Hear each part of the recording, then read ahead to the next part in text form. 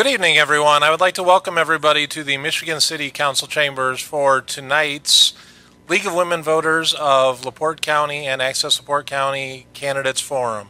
This is the first of two forums that we will be holding within the next week, allowing those that are here in person and also on our outlets at Comcast Channel 97, our Facebook page at Access LaPorte County, and also streaming on our webpage at accesslaportecounty.org.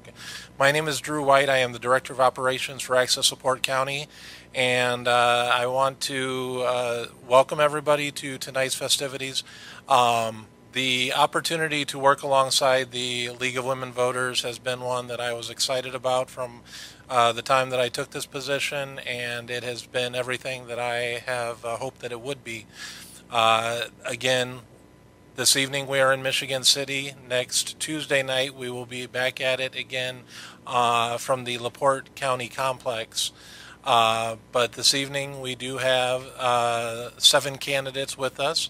And I am, really quick, I very rarely get the opportunity to thank my team. My team here is Anna Galloway, Kevin Harmon, and Andy Steele over here on the fancy gadgets. And then Lee Schelling is back in the studio. So I want to thank my team, who is always working very hard to bring you municipal meetings as well as other events around Michigan City and LaPorte County.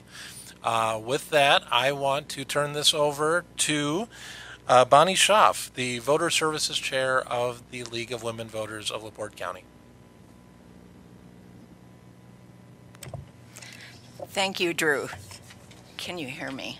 I hope you can. Okay. Good evening, everyone. My name is Bonnie Schoff. I am the Voter Services Chair for the League of Women Voters of LaPorte County. And on behalf of the League's board, membership, and the presidents, our co-presidents are here, Karen Bernacki and Regina Riddell is at the sign-in table back there. But on behalf of everyone in the League, we want to thank you for coming and welcome you here tonight. The League of Women Voters of LaPorte County is a nonpartisan organization. We encourage informed and active participation in government. We study and advocate for public policies. We reach out to the public with civic education programs and monthly lunch and dinner with the League programs with community leaders as our speakers. We engage voters through voter registration, candidate forums, and with our online voters guide, vote411.org. We welcome women and men who want to assure that democracy works for everyone as members. So be sure to please check out our voters guide, www.vote411.org, because on that site you can apply to register to vote. You can check your voter registration. Those actually go straight to the Indiana voter, the in.gov, the official state website voters portal, and you can find out your voter registration status. You can get your polling place and the address and directions to it. You can find out what you have to take with you when you go to the polls to vote, and you can also, on Vote 411, you can take a look at your ballot, everyone that's on your ballot, and you can take a look at the survey answers that candidates have given. They're asked questions. They have plenty of time to write out their answers, and you can compare the candidates to their opponents. You know, like buying a washer at a store. You can compare them that way. If you look for a candidate who has not yet filled out their survey for Vote 411, you should encourage them to do so. It's just a really good way. It's nonpartisan, and they, both candidates for the same office have exactly the same questions. You can really compare them that way. So I do want to remind you of some special important dates that are coming up. Next Tuesday, the 11th, is the final date for registering to vote. And on Wednesday, October 12th, early voting starts in the state. Here in LaPorte County, you'll have to check the website, the county website, to find out the dates and hours that they're going to have early voting, but they have already announced the sites. They have 4 sites throughout the county. One is the LaPorte County Complex. Another one is the Michigan City Office County Complex at 8th and Wabash Street. Also, Wanata Town Council office, and the 4th one is the former public library on Johnson Road at 400 North. So the election board has spread out the early voting sites throughout the county, and then the 27th of October is the deadline to apply at the county clerk's office for an absentee ballot by mail. Monday, November 7th at noon, early voting ends. And of course, Tuesday, November 8th is election day. The polls are open from 6 a.m. to 6 p.m. Be sure to take your state-issued ID with you, or your passport, or your military ID. And in case you are turned away and not allowed to vote for some reason, we suggest that you contact the Election Protection Hotline, 866-OUR-VOTE. And I believe that's on the program that you have tonight too, that number. So, but whatever you do, make sure you vote. We want to thank the candidates who are here with us tonight, and a few of them were unable to attend due to work and other commitments, but most of them are here. And for the rules for this forum are as follows. The moderator and screeners are sitting here, will determine the order of the presentations. Candidates will be given 2 minutes for an opening statement, 1 minute to answer each question from the audience, and 1 minute for closing remarks. In the interest of time, we may have to limit the number of questions that a candidate is asked. And a candidate whose opponent is not present will still be allowed to answer questions. The timer sitting in the front row will hold up a yellow card as a 15-second warning, and will hold up that red card. And I ask the candidates be sure to glance at that occasionally. Only written questions screened by the Voter Services Committee, the screeners here, will be accepted. We won't be having anyone in the audience here stand up and ask a question, but you are welcome, and we would love for you to fill out the index cards that are circulating around, hand them to one of our runners, Linda over there, Martha over here. If you need a card to fill out or a pencil, ask them for that, and they'll take your completed ones and hand them to the screeners. We did receive a lot of questions sent to our email address, and this was announced in the paper on Tuesday, and so it was very surprising that we got so many responses, but we got a lot of responses. So, okay, let's see. The League expects courtesy to be shown to everyone. The League will not allow personal attacks, yelling, name-calling, or showing disrespect, and will interrupt or stop a candidate if needed while the clock is ticking. No outbursts or disruptions are allowed from the audience members, or they will be asked to leave. Please remember, this is a forum, not a debate.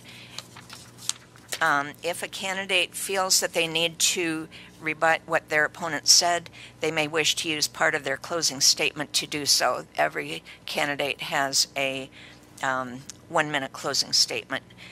No visual aids will be permitted, and candidates may not display any campaign materials here tonight. And audience members, please submit your questions any time now, even while the candidates are giving their opening statements or answering other questions. And we're going to begin with the County Council District 2 Democratic candidate, Randy Novak, is here tonight. So if you can come up here, take a seat. His opponent, Aaron Kirk, the Republican candidate, is unable to attend tonight due to employment, but Aaron has filled out the Vote 411 questions, so you can learn about his background and his stand on some of the issues, even though he's not here. But Randy Novak, thank you very much for coming. And also, if Sheila, would you want to come up here too? We're going to question you as soon as Randy is done. Sheila Matthias is the Democratic candidate for County Commission District 1, and she's here. Her opponent, the Republican candidate, Connie Grammarasa, is not here tonight, though. But we will begin with the opening statement from Randy Novak, the Democratic candidate for County Council District 2. Ready? Thank you. So, good evening. My name's Randy Novak, and I am seeking re-election for the LaPorte County Council District 2. To tell you some things about me, I've been married to my wife for 43 years. My wife, Debbie, she's at home. We have 2 sons, 3 grandchildren. I've lived in LaPorte County for 50-plus years. Today is my birthday, and I appreciate everybody coming out for my birthday. So, but for the last approximately 40 years, I've devoted my life to public service. So with the volunteer fire department, I started out, then I moved into career department with Michigan City for 33 years, and now I'm continuing on with the county council. So public service is my passion. This is what I've kind of devoted my life to, with whether it's the different organizations that I'm on and involved with, and my goal is to make LaPorte County a better LaPorte County for all the citizens of LaPorte County. And the thing that I encourage everybody to do is take a look at the candidates, look at the experience, look at what they're doing, look at their involvement in the communities, and then make an educated decision. So I truly appreciate everybody coming out and trying to learn more about the candidates, and that's what I have. Thank you. Okay, thank you very much. We do have some questions for Randy Novak, and if anybody in the audience has any, turn those in too. First question is, what improvements would you like to see come to District 2, and how would you make those happen? So what improvements would I like to see come to District 2? District 2 is just so everybody knows, it's the east side of Michigan City from like Liberty Trail, Tilden, kind of cuts through Michigan City there, goes out, it's Trail Creek, it's Long Beach, Michiana, Springfield Township, a little bit of Center, and a little bit of Cool Spring. So there's really no incorporated towns or things there. The things that we're working on is obviously for the entire county, which benefits everybody, is jobs, growth, paving the streets. My belief is the quality of life starts with local government. So state government, federal government do a great job. No offense to anybody that's state government. I'm looking at them back there. But local government's the one that's paving your streets, doing the things, providing the police and fire service and the ambulance service for your citizens and improving all that. So public safety, jobs, roads, quality of life. Okay, thank you. Next question for you. Is there anything that can be done at the county level to reconstruct Paz Road from the Cleveland Ave extension to Johnson Road? I'm looking in the audience trying to figure out where that came from. So just for the record, just for the record, the county, it's my understanding that Michigan City did not do any paving this year because they had an issue, so they never went out for bid for paving. So they don't have a paving bid. The county, through the commissioners and the council, we extended to Michigan City to use, because Reith and Riley, who's our contractor for this year, said they have some time left. So we extended to Michigan City, some of the council members and to the mayor, that we could do an MOU and you could use our bid and finish that pavement all the way up to Cleveland Ave. The county paved our portion. Our portion's done. But I received calls from citizens. I've calls from everybody. The mayor turned it down. Said, so that's where it is. Short thing. She's getting ready to raise her yellow flag, I think. And but anyway, so that's where it's at. So we offered. The mayor said he's putting it off until next year. He wants to rebuild the entire road. So the offer was there. Okay. And all it was an offer to help. There's no political grandstanding, nothing else. It was just an offer to help because we're trying to work better with the cities and towns throughout the county. So. Okay, thank you. The next one is actually two questions, sort of related, possibly. What development opportunities will you promote, and how can you make affordable housing available in LaPorte County? So I'll take the second one first. So affordable housing. So I'm on the helping with the task force for the vibrant communities, did the housing study in LaPorte County. So we're determining exactly what type of housing is needed and everything. So we're working forward on that. I know our economic development team is working very closely with developers, with empty lots, subdivisions that still have openings in them, to try and get some people in there. And there's actually quite a few homes that are getting ready to start. Being a realtor since 1998, this is obviously housing is something that's very passionate to me also. So that takes care of, what was the first part of it? Yes, and then also what development opportunities will you promote?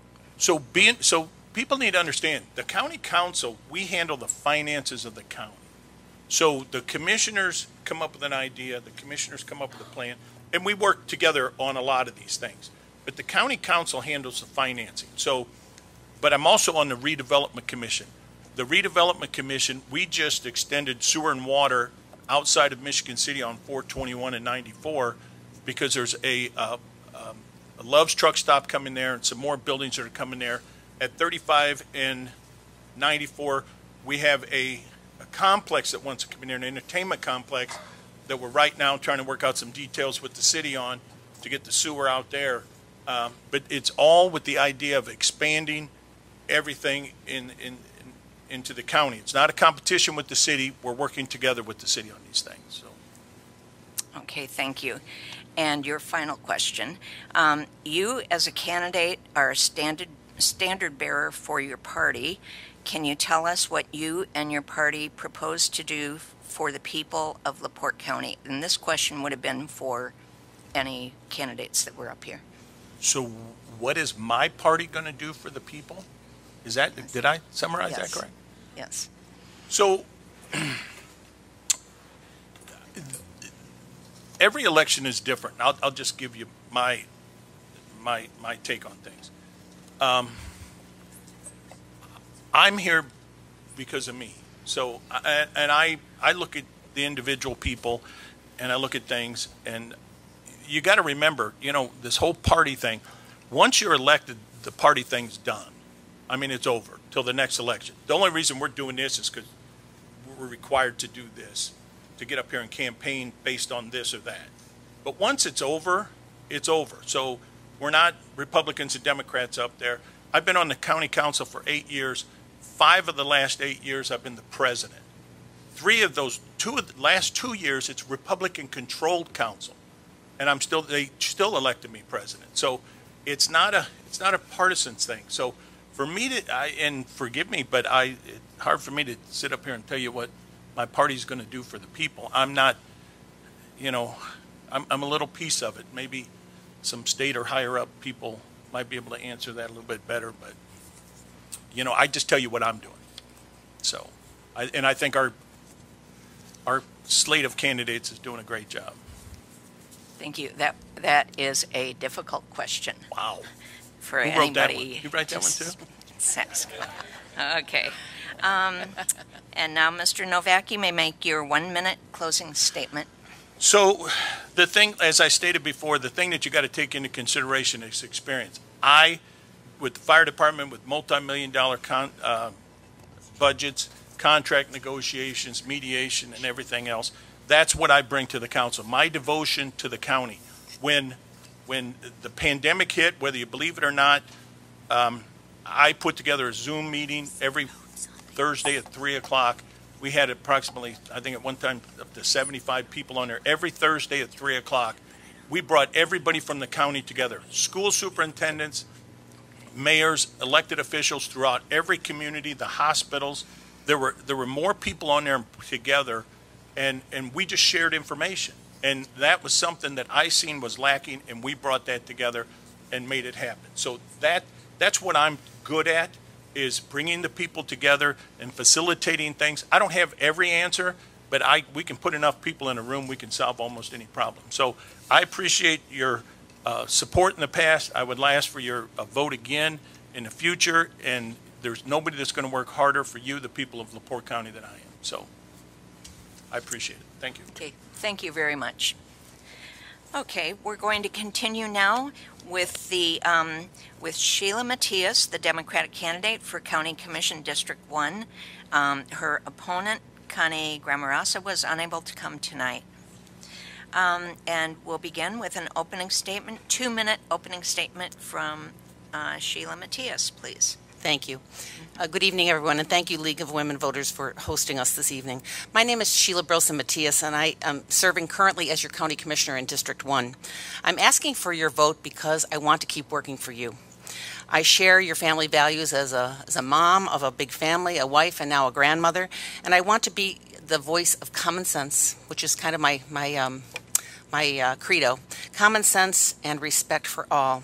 And, you know, Randy talked about experience, and experience really does matter. Government is complicated, it's complex, it's all about collaboration, making sure that you are representing all the people, all of the time. I've been a LaPorte County resident for decades, and so I really focus on preserving our quality of life and making sure that when we do grow, it's sustainable and smart growth. Currently, I'm the president of the County Commission, and my colleagues, I'm the Democrat, and there are 2 Republicans, and I serve as president. This is my 2nd year of 4 years as president. We provide oversight for complex operations and for people and for hiring. I'm a former English teacher in the public school system. I worked in a nonprofit world for a while. I started out in my career in politics not intending to be a politician, but I was a neighborhood activist and kept stirring the pot about things that were not quite working for our families. I served on the city council here in Michigan City for 2 terms, and I served as mayor for 2 terms, and that, I have to say, was one of the most honorable positions that I have worked in. I've worked at the federal and national and state level and really learned about collaboration, how closely we need to work with our state legislators and our national team. I have a bachelor's degree from John Carroll University and a master's degree from Valparaiso University. So what do I want to do for you? I want to keep on working hard. I am a person who likes to get things done. I am a problem solver, and that's a talent that God gave me. I like to fix things. And my dad was an engineer, and I don't know if that's part of it, but I really like to look at problems, break them down into their parts, and then begin to fix things. How can we make our community stronger, safer, healthier, and better for everyone? When I was mayor, you may remember that I fought for the blue chip license and negotiated the development agreement, which has been very lucrative for our community. $800 million has come to our community from that development. And from that money, during my administration, we built 4 new fire stations and senior center, Millennium Plaza, and I need to stop because I'm talking too much. But anyway, I appreciate your support, and I will look forward to answering your questions. Okay, thank you. Thank you. And we have some questions for you now. The first one is, what is the site plan for the 8th and Wabash property in Michigan City? That's your question? Thank you. There is no particular site plan decided already, but that's a very good question. 8th and Washington is no longer the hub of small pieces of our county government because we rebuilt the new courthouse, which came in on time and on budget. With our council members and some of our community members, we really did a great job. Town and Blank did a great job.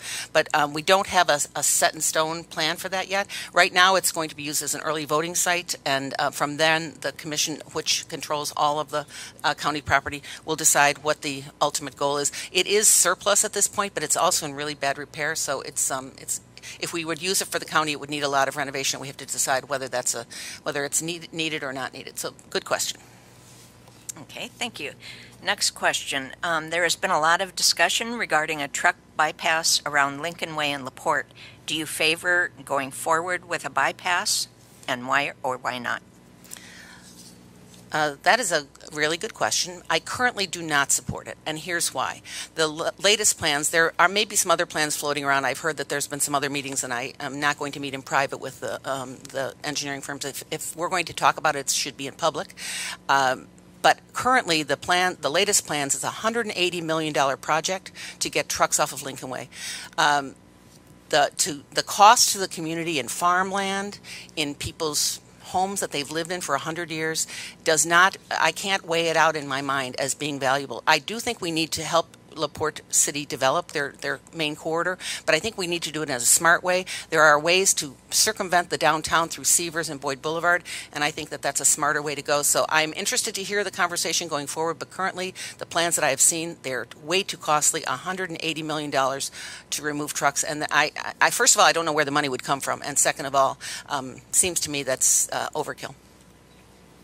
Okay, thank you. Next question. Please identify one issue that you would like to address as commissioner but has not been on your platform at this time. I'll talk about probably the hardest problem I've tried to solve in my career in public service, and that's the broadband expansion issue. And while it's been on my docket for a while, it is such a complicated issue. So when I was running 4 years ago, I'm not an ag person. I don't know much about farming, but I've learned a lot. But as I went out into South County, I realized, as farmers were telling me about their ag business, how technology, farming is no longer plows and heavy equipment. It is technology. They showed me how they use their iPads, and they use drones to moderate their irrigation. And as I was learning, I realized that some of the problems that they were having were poor connectivity, unstable internet.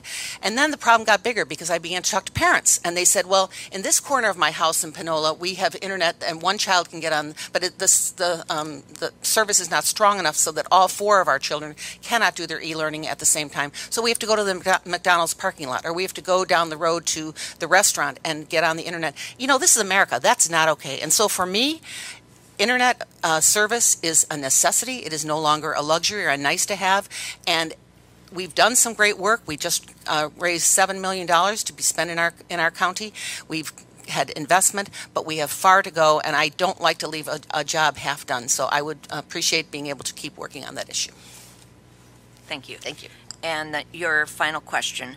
What do you plan on doing to make the political process more resilient and less toxic? That is a really great question. Most of you who observe politics, you probably all observe politics, otherwise you wouldn't be here.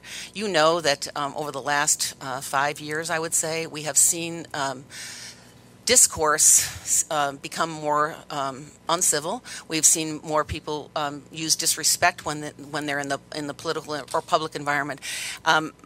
I have to say, Randy and I both chair meetings, and we both focus on respect, on civility, on allowing people to, it's America, you are allowed to have your opinions, and they don't have to be the same as everybody else's, but you can express yourself in a respectful manner. And so that's the code that I bring. It's the way I've always operated. I'm a straight-up person, straight shooter. I like to be honest on everything, but I don't think you need to be disrespectful or uncivil when you're talking about the people's work. Thank you. And you may now make your 1-minute closing statement. So I didn't get to tell you about some of the things I've done for the county and things that I want to continue, which broadband is one of them. But I guess I would like to close with saying that I have come to realize that my steady hand and my respectful voice is needed now more than ever. This is not the time for rookies to come in. This is the time for us to continue to grow as a community in a respectful and civil way and a stable way. I believe in promoting a community culture of respect and equity and, to be honest, kindness. And so I like to say that I will be the Sheila you've always been able to count on, using good old-fashioned common sense, respect, a sense of humor, and kindness. I believe that we should govern from the center. We don't need to be governing from either the right side or the left side. Most people are in the middle, and my job is to take care of your needs and your families, and your families are really important to me. My family's important, and your family is too. Thank you very much. Okay, thank you very much. And you are both welcome to sit again in the audience. Thank you very much. Our next two contestants will be the contestants for the LaPorte County Assessor. That's the Republican candidate, John Matwishin, and the Democratic candidate, Michael Schultz.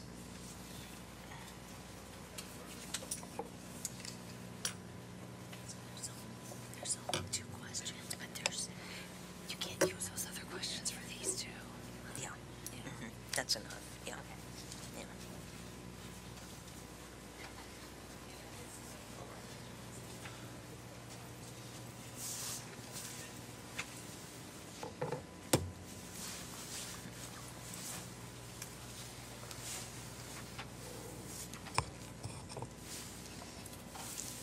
Okay. Okay, thank you, John Matwishin and Michael Schultz, for being here tonight. And we're going to begin with the 2-minute opening statement from John Matwishin, please. Hello all, thank you for this opportunity.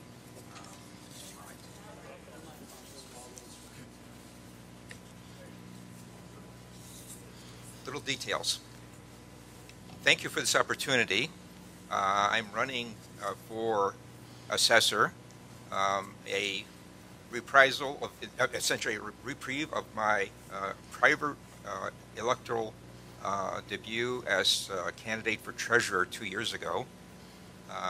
This is part of the trio of individuals at the county level that work together. The auditor, the assessor, and treasurer work together to keep track of the tax revenue that the county collects to fund all the operations. My interest in running for these offices is because of the bills that I've been getting from the county level. I notice things that appear to be discrepancies that are persistent, a little hard to correct, and as the deputy trustee of Hudson Township, I noticed that there are things in the property cards that are in error or seem to be in error, assessment values that deviate a great deal from what should be a standard. Things that are bodies of water, for example, 100 by 100 body of water that used to be dry land is assessed at $200, $300. And right next to it, connected, adjacent to it, is a body of water that is assessed at thousands of dollars. No rhyme or reason. And that's the kind of thing that drew my attention. My background is in data processing, so attention to detail is very important. And I hope to bring attention to detail and collecting and correcting these little details in the 4 years that I would be as assessor. Okay, thank you. And now Michael Schultz may give his opening statement. Thank you for the invitation this evening. I'm your current county assessor, Michael Schultz. I'm on the ballot as Mike Schultz. I've started as Michael R. Schultz, Michael R. Mike Schultz, and now I'm just Mike Schultz on the ballot. I'm the only candidate that is truly experienced for this office. I'm the only one that holds a level 3 assessor appraiser certificate from the state of Indiana. I'm the only candidate that has actually worked in this field on both sides. I used to be a tax rep before I was assessor, so I'd appeal against the assessments. But now we've taken the assessments. When I first got in there about 12 years ago, we had over 10,000 appeals. That was when we had our tax mess. We were down to about 500 appeals, and of those, 250 with an explanation were withdrawn, and about 250 we're continuing to adjust those to come to a conclusion on those. So we are very proud of my staff. They are very educated. We have taken this education very serious. My staff, over the 12 years, we are down 3 employees with no ill effect in the office. We've cut the budget by over $500,000 and remain cut. We've not had to increase the reassessment fund. So I take it very serious what we do, and it's all geared to the education of your staff. Michigan City and LaPorte County is unique because Michigan Township, which is anything north of Cool Spring Ave, will have their own assessor, and it'll be Brent Bannick come January. Brent currently is my deputy in my office, and we intend to work well with Brent and to bring about equal and just and fair assessments for LaPorte County. Thank you. And we have 2 questions for each of you now. We're going to begin with Mike Schultz. Please describe the duties of the county assessor. Well, how long do I have? Well, you have 1 minute. Actually, basically what the county assessor is charged with is coming up with the values and the ratio study that is approved by the Department of Local Government Finance down in Indianapolis. So basically, I take all the assessments, send them to the auditor's office. So I send the gross assessments to the auditor, and that's where the auditor then will apply the homestead mortgage, any type of exemptions that need be. But the assessor is in charge of the gross assessments, and what authority I have over Michigan Township is that whatever isn't completed in Michigan Township, the county assessor therefore is responsible for. Okay, thank you. And your second question, during the years that you served as assessor, have you ever failed to get the assessments done on time or missed important deadlines? No, that's what we take our pride in. When I first got in there 12 years ago, it took us about 3 years to really dig out of this hole. But since then, we have never missed a deadline for the state. So any problems after that occurred either in the auditor or maybe treasurer's office, but the assessor's office has never missed a deadline in getting their work completed. Okay, thank you. And now we have 2 questions for Mr. Matwishin. The first one is the same question that Mike had at the beginning. Describe the duties of the county assessor, please. County assessors in each county are charged with applying the standards that are established by the Department of Local Government Finance. They have training sessions to acquaint everyone in the assessor's office with what the standards, and they take you through steps that they expect to be applied. The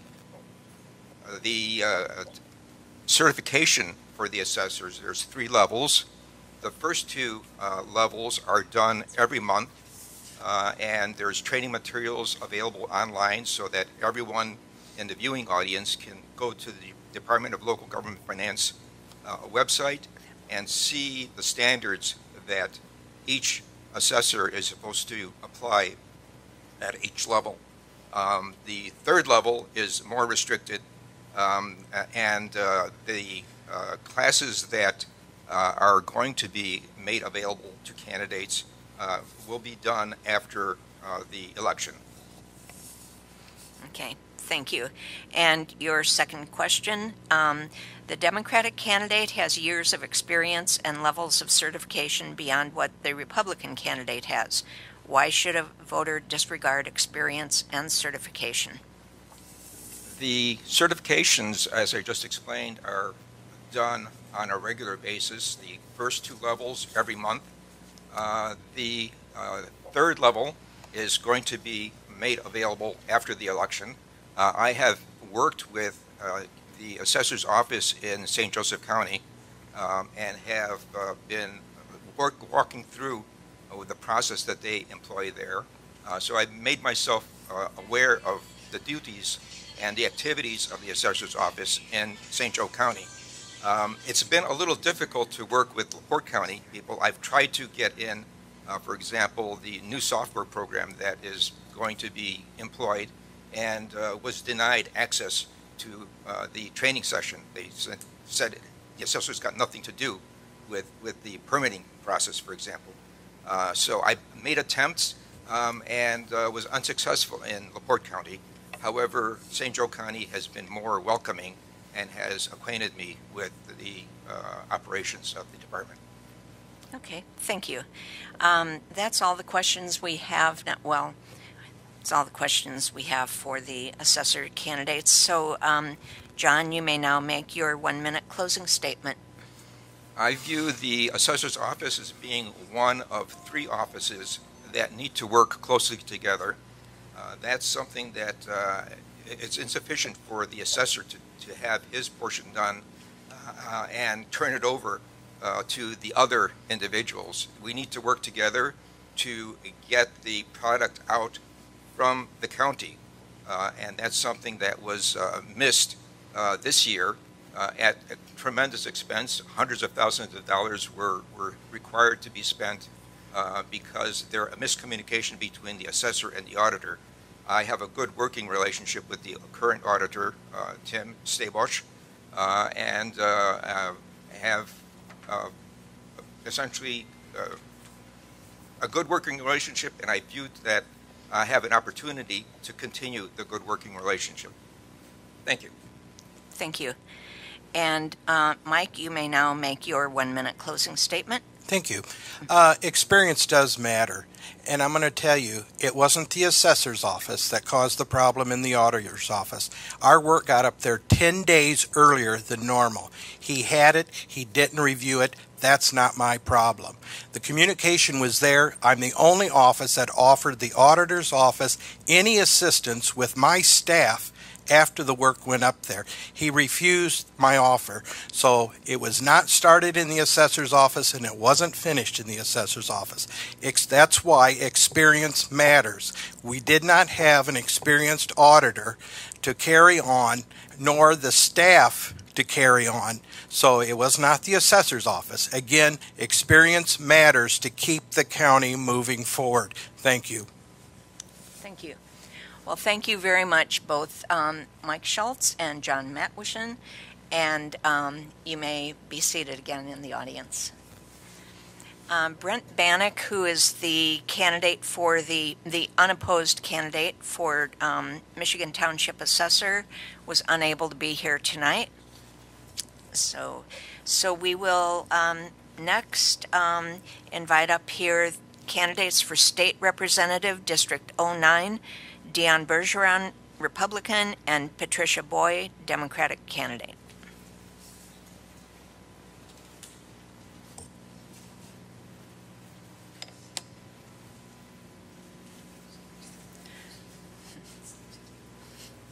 I don't know which is on.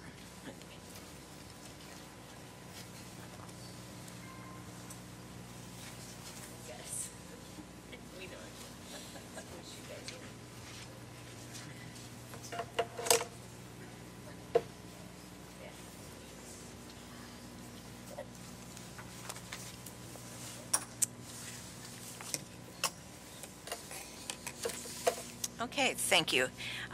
We will begin now with a 2-minute opening statement from Dion Bergeron, the Republican candidate for State Representative, District 09.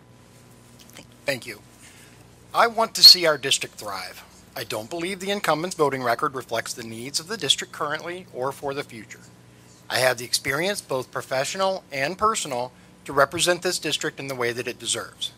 As a former truck driver and correctional officer, I have experience in corrections, criminal justice, transportation, and logistics. Because of my wife's career as a Medicaid waiver case manager, I'm more familiar with the needs of organizations like Paladin and Opportunity Enterprises than my opponent, and I'm learning more every day. I'll focus on economic prosperity and community safety for District 9, bringing in economic development and quality careers. While my opponent is focusing their campaign on social, economic, and environmental justice, I'm focusing on improvement. As a state representative, I'll be in a position to advance policy and steer our tax dollars back to home to District 9 where it's desperately needed. I'm willing to have the hard conversations and to hear from all of my constituents, and I want to improve life for all of us. First and foremost, I'm a resident of District 9, and I want a thriving economy, a representative that listens and responds, and policy that improves all of our lives. We don't have that currently. You can find out more about me on my website, DionBergeron.com, or on my podcast, Dion's Daily Dose, or on YouTube, Dion for Indiana. Thank you. Okay, thank you. And Patricia Boy may now give her opening statement. Thank you, League of Women Voters, for holding this, giving us this opportunity, and thank you everybody for being here tonight. I first became active in politics while working with neighbors to successfully save a wetland. I was asked to run for Michigan City's Common Council, and near the end of my 4th term, I talked about retiring. I was asked to run for state rep. That happens to women a lot. They get asked. They don't just go out and say, I want to do this. I'm finishing my 2nd term and seeking another. My focus is on social, economic, and environmental justice for everyone. I have authored or co-authored or sponsored or amended bills including bias crime, medical marijuana, misclassification of workers, blood lead testing for young children, minimum wage, increased Medicaid availability and extended coverage for pregnant women, teacher salary increases, newborn screening for health disorders, and various bills to protect voting rights. My environmental protection bills have received the most attention, although only one was ever heard in committee with no vote. I've been a service manager for 10 years for a grocery store. I've been a caregiver for my husband, who was a quadriplegic, for 31 years, and I ran a 24-hour business at the same time in my home, and I employed 7 neighbors doing that. I have 1 son and 1 grandson, and I have lived in Michigan City since 1978, and I'm glad to see you all tonight. Thank you. Okay, thank you. And we'll begin now with questions. Okay.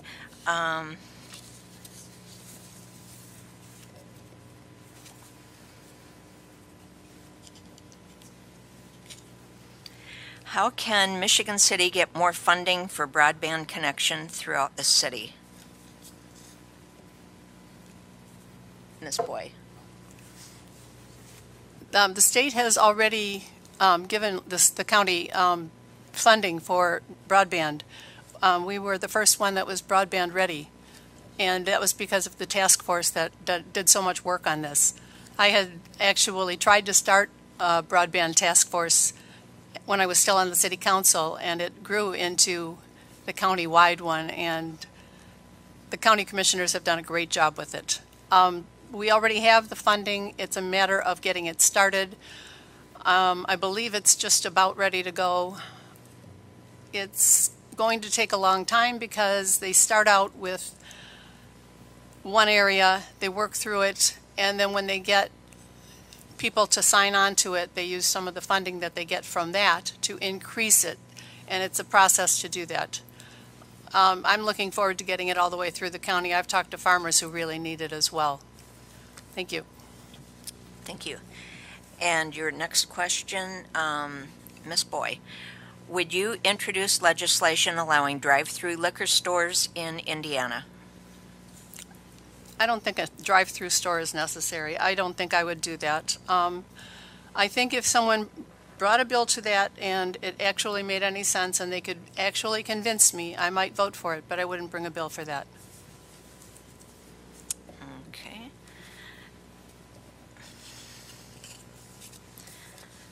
Okay, another one for Pat Boy. You voted in favor of House Bill 552, which allowed for the building of Hard Rock Casino in Gary. How can you justify supporting a casino just 31 miles from Blue Chip? The casino depends on, that the city depends on for revenue. We have an even closer one in Michigan, but that doesn't stop people from going to our casino or to share casinos. The one in the Hard Rock Casino in Gary was a development that was needed to replace the one that was not successful. It was on the lakefront. They wanted to move it more inland. They're not really interfering with blue chips gambling at all. Okay. Okay, let me see if we have more. Okay, one more question for you, Ms. Boy. We see a food desert occurring in Michigan City and other areas in District 9. What will you do to prevent or solve this issue? Part of it is a local issue, but part of it is funding.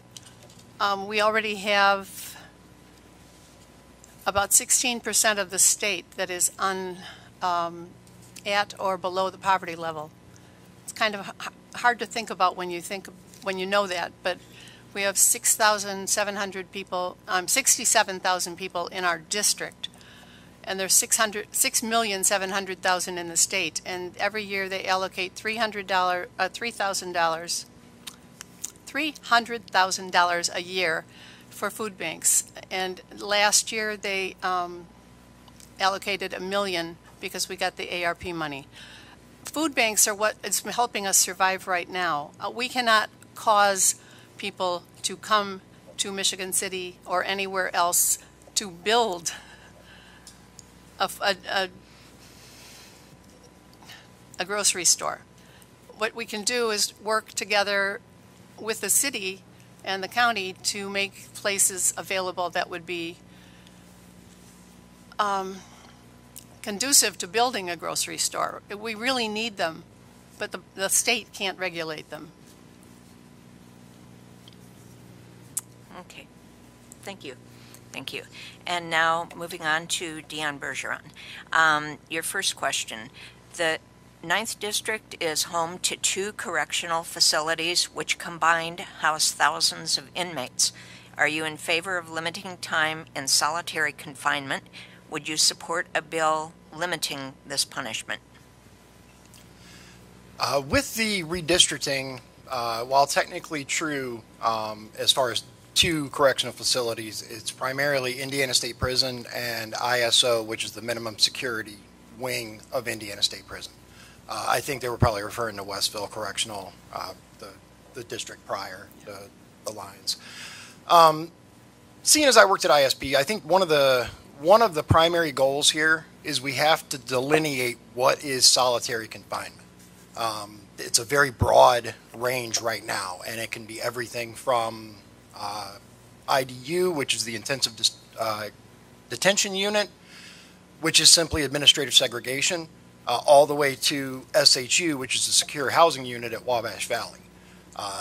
We have to delineate what is solitary confinement and narrow that down. The short version is solitary confinement is a negative. It is horrible on the mental health of people, and it does need to be heavily regulated and heavily looked at as a punishment for incarcerated individuals. Okay, thank you.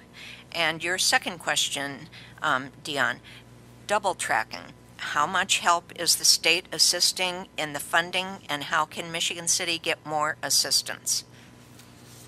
Well, I will tell you I am not a fan of the double track project simply because I think it had potential, but we have hundreds and hundreds of millions of dollars that are being funneled to Illinois. That's what it comes down to. All these construction companies, the companies that are coming in to take the contracts, they're all from out of state. If we would have regulated this money properly to ensure that it went to local companies that did the work here, then I would have been in favor of it. I think that it is it's a state level boondoggle, not a local boondoggle. So it's something that we have to look at, work together with residents, work together with the local governments, and ensure that the money is going where it needs to go rather than out of state. Thank you. Your third question is Senate Bill 1, which was passed by the Indiana Senate and House during special session, prohibits abortions with a few exceptions. If you were in office when this vote was taken, how would you have voted and why? I don't like to speculate, but I'm going to tell you I'm pro-life. Anyone who knows me knows that. However, I think it should have been a referendum. I think that was the only way to ensure that everyone had their voices heard. There are certain restrictions that I don't agree with. You're never going to make everyone happy. You're not going to make the pro-life crowd happy. You're not going to make the pro-choice crowd happy. I think referendum was the only way to ensure that everyone felt that their will was done. Unfortunately, it didn't do that. It simply went through. It got bounced back and forth. What iteration would I have voted on and how I would have voted is something that I'm not sure, because there were several incarnations of the bill. The way it stands currently, I'd have voted no. Thank you. I'm sorry, I couldn't. I would have voted no the way that it currently stands. Okay, thank you. Okay, and the final question for you, the writer wanted both you and Ms. Boy asked about this. We see a food desert occurring in Michigan City and other areas in District 9. What will you do to prevent or solve this issue? I think the key is to get involved with local businesses, local communities, and find out what they need. For example, and this is out of District 9, but I've heard that some of the southern areas in the county want a Dollar General store. That's something easy. Pick up the phone. Let's make that happen. It's something that we can, as a state representative, we can't craft legislation to make a business open, but we can certainly facilitate communication between the parties. We can pick up the phone. We can talk to the owner of Al's. We can say, hey, what can we do to support you? Do we need some tax abatements? Do we need a safer neighborhood? What is it that we need to do in order to get these people the resources that they need? Okay, thank you very much. And Patricia Boy, you may now make your 1-minute closing statement. Thank you. I've tried my best to protect all my constituents over the past 19 years. As City Council member, I wrote the ordinances to create both a Women's Commission and a Veterans Commission. I had never in my whole life wanted to be involved in politics, and I still don't like that part of the job. But I love trying to make things better for people. Sometimes that means producing bills that never get heard. Sometimes it means voting against the majority because I see a negative or even damaging effect on people. I'm certainly not perfect, but I do my best to help constituents with individual needs. Sometimes I can't help, and that bothers me, but I still go on. Please help me to go on again in this election. Remember to vote either early, beginning on October 12th,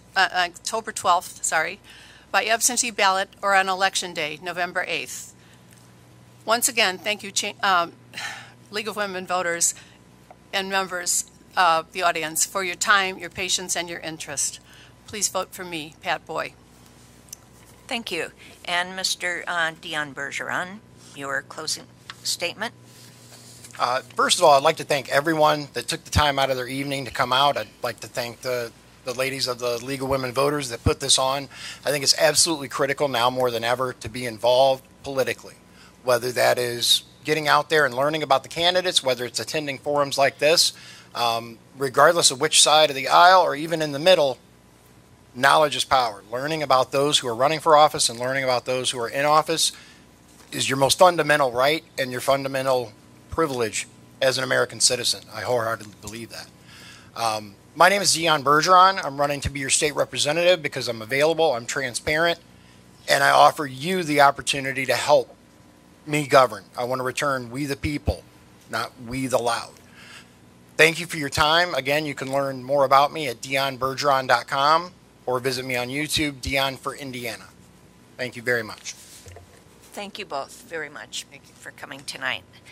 And next we have one of the candidates for State Senate District 04.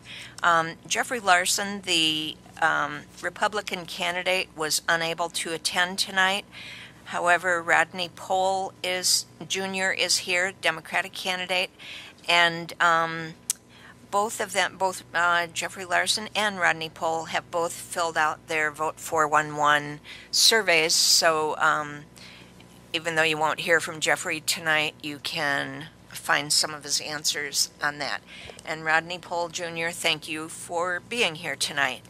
And you may begin with your 2-minute opening statement. Well, thank you very much to League of Women Voters, such a fabulous organization. And to put an event on like this is so incredibly helpful, I think, to the public. So first and foremost, thank you.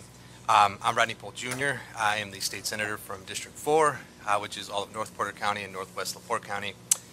First and foremost, I'm a father of two beautiful daughters. I'm a husband to a Michigan City school teacher, a public school teacher here at Pine Elementary. I'm a municipal attorney who's worked pretty much across the entire region.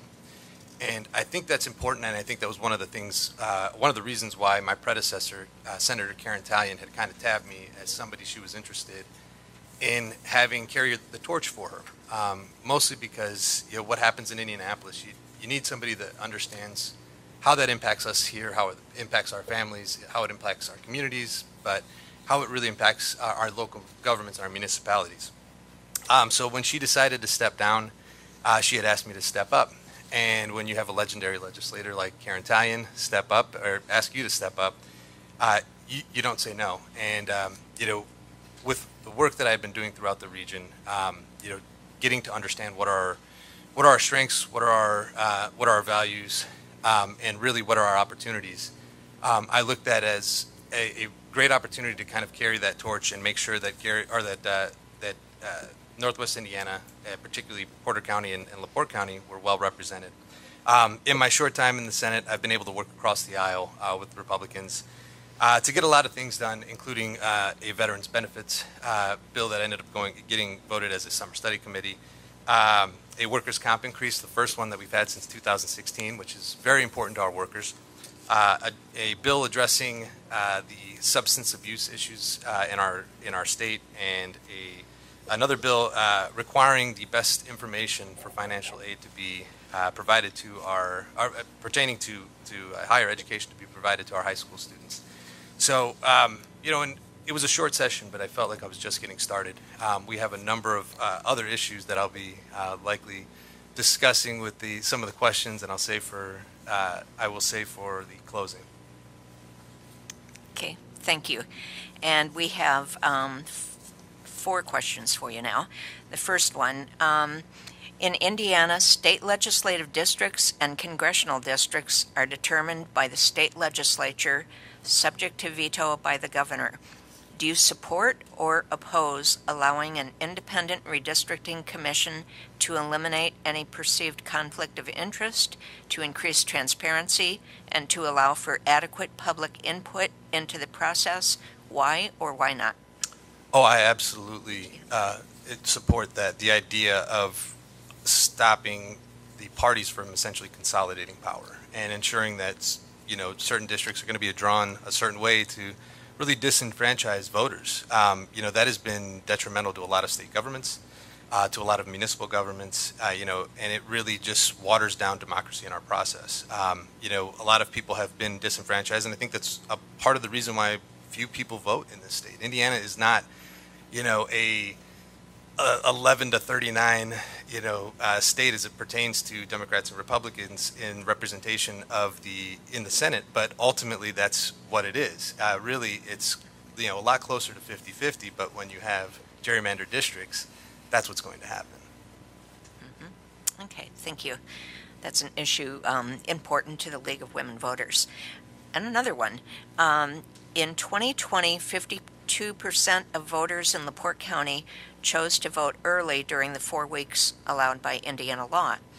If the state legislature introduces bills to restrict early voting to fewer dates, hours, or locations, will you vote to support any of these restrictions? Absolutely not. Access to our democracy and being able to vote are absolutely vital to the health of our democracy. Individuals that are essentially disenfranchised because they can't get access on election day, that is a major part of why people just feel helpless when it comes to politics, and they are just disengaged. And I think an educated and involved electorate is a healthy electorate. It's an electorate that is closely watching the accountability, the transparency. When you have individuals that are engaged, you remove so much of the toxicity and the mistrust that's there. So, early voting is vital. Absentee ballots are vital. These are all things that are absolutely vital to us. Thank you. For your third question, in the 2022 special session of the Indiana General Assembly, Senate Bill 1 was passed prohibiting abortions with some exceptions. How did you vote on this bill, and for what reasons? I absolutely voted no. The right to choose, the personal autonomy of women has been a fundamental issue for us for 50 years with Roe v. Wade. The undoing of that and the returning of that to the states, I think, was a massive problem for us. It's also opened the door to other privacy invasions by the government. Essentially with privacy rights being invaded. I voted no. And I was actually really disheartened by the simple fact that we got called into special session to address inflation and gas tax. The governor's proclamation asking the legislature to go back because of an emergency was specifically to provide economic relief to families, and instead we spent the entire time talking about reversing essentially the rights given by Roe and taking away women's reproductive rights. And I voted no. I will always vote no on that. I will keep fighting that because that fight is not over. We know that there are more Republicans that voted in favor of more harsher restrictions as it pertains to the elimination of the exceptions for rape, incest, and life of the mother and fetal anomaly. So it's not over, but I will keep fighting for that. Fighting against that, I should say. Thank you. And your final question. What will you do to ensure that every woman in our community gets quality prenatal, birthing, and postnatal care, and to make sure that birth control options are free to anyone who wants them? Well, I just actually was in the Public Health Summer Study Committee this past Tuesday. We heard a lot of information, a lot of really kind of shocking information as it pertains to access to health care, particularly based on race, economic factors, location, where you live in the state. And it really started generating ideas and conversations, bipartisan conversations, I should mention, on bills that we really need to be focused on pertaining to maternal mortality, infant mortality, access to health care. So there are conversations that are going to be happening, and I think that as we see, because of the effects of SB 1 in particular, as those rates, they're expected to climb. They're absolutely expected to climb. You will see the state will have to start to address these in a serious manner. And my hope is that ultimately that SB 1 gets reversed. Okay. Thank you very much. And Rodney Pohl, you may now give your 1-minute closing statement. My name is Rodney Pohl. If you'd like any more information on me, you can go to www.rodneyforindiana.com. What you will find is that I am going to be fighting for our education system, our public education system, which is terribly underfunded in this state. I'm going to be fighting for our teachers who have been vilified year after year and have essentially left the profession, leaving many of our students in classroom sizes that are way too large for them to get a valid and substantial public education. You'll find somebody that will fight for the environment alongside Pat Boy. You will find somebody that will be focused on kitchen table issues and not focused on some of the culture wars that you see kind of rampant at the national level and throughout the media. Things that are not really truly impactful. At the kitchen table, we absolutely must fight for for individuals and people's dignity and people's rights and their privacy. But we absolutely need to focus on so many more issues that we as a state and we as a nation are truly struggling with. We have to protect our middle class. We have to protect our unions. And also, lastly, I'm carrying the torch for Karen Talion in fighting for legalization of marijuana in this state. And so, again, Rodney Pohl, I want to thank you again to the League of Voters, and definitely come and talk to me if you'd like to know more. Thank you. Okay, thank you very much. You may be seated again, but I do just want to ask for everyone to give a hand to all of the candidates who came here tonight, shared their time with us. This concludes the candidate forum sponsored by League of Women Voters of LaPorte County and Access LaPorte County. Our next forum will be held next Tuesday at 6 p.m., October 11th, at LaPorte County Complex. We remind you again to look at our online voters guide, www.vote411.org, and please remember, democracy is not a spectator sport, so be sure to participate in our democracy by voting. We thank you all for attending tonight. Good night.